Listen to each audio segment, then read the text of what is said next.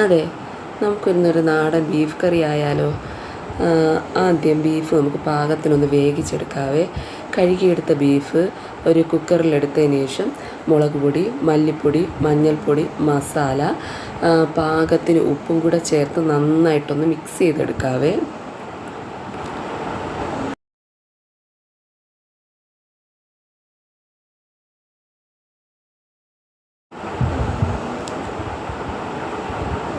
Mix ചെയ്തെടുത്ത ബീഫിലേക്ക് ഞാൻ ഇഞ്ചി വെളുത്തുള്ളി പേസ്റ്റും കൂടെ ചേർത്താണ് അടിക്കുന്നത്.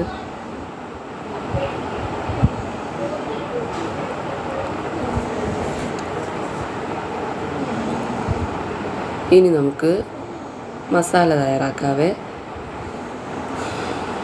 ഒരു പാൻ അടുപ്പത്തേക്ക് വെച്ച് എണ്ണ ഒഴിച്ച് അത് നമുക്ക് ആദ്യം കടുക് പൊട്ടിച്ചെടുക്കാവേ. കടുക് പൊട്ടി കഴിഞ്ഞതിന് ശേഷം വറ്റൽ മുളകും കുറച്ച് കറിവേപ്പിലയും കൂടെ ഞാൻ ചേർത്ത് കൊടുക്കുന്നുണ്ട്. അരിഞ്ഞു വെച്ചേക്കുന്ന ചെറിയ ഉള്ളിയും സവാള പച്ചമുളകും കൂടെ ചേർത്ത് നന്നായിട്ടൊന്ന് വഴറ്റിയെടുക്കുവാണ്. നന്നായിട്ടൊന്ന് വഴണ്ട് വരുവാനായിട്ട് ഞാനിതിലേക്ക് കുറച്ച് ഉപ്പും കൂടെ ചേർത്ത് കൊടുക്കുന്നുണ്ട്.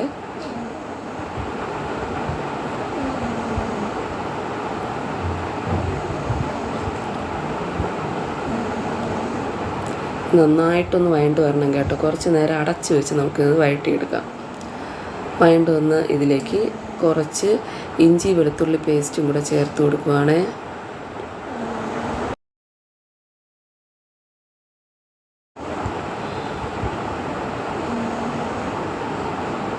ഇനി നമുക്ക് മസാല ഐറ്റംസ് ചേർക്കാവേ. ആദ്യം കുറച്ച് മഞ്ഞൾപ്പൊടി, മല്ലിപ്പൊടി, മുളക് പൊടി, ഗരം മസാല ചേർത്ത് നന്നായിട്ടൊന്ന് മൂപ്പിച്ചെടുക്കാവേ. ആ മസാലയുടെ പച്ചമണം ഒത്തിരി ഒന്ന് മാറിക്കിട്ടണം കേട്ടോ.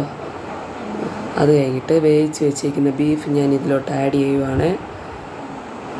ആഡ് ചെയ്ത് നന്നായിട്ടൊന്ന് മിക്സ് ചെയ്തെടുക്കാവേ. നമുക്ക്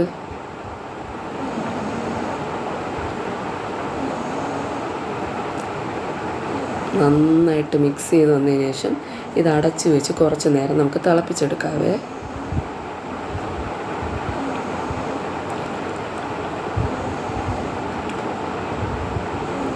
വേഗത്തിൽ നമ്മുടെ ബീഫ് കറി റെഡി ആയിട്ടുണ്ട്.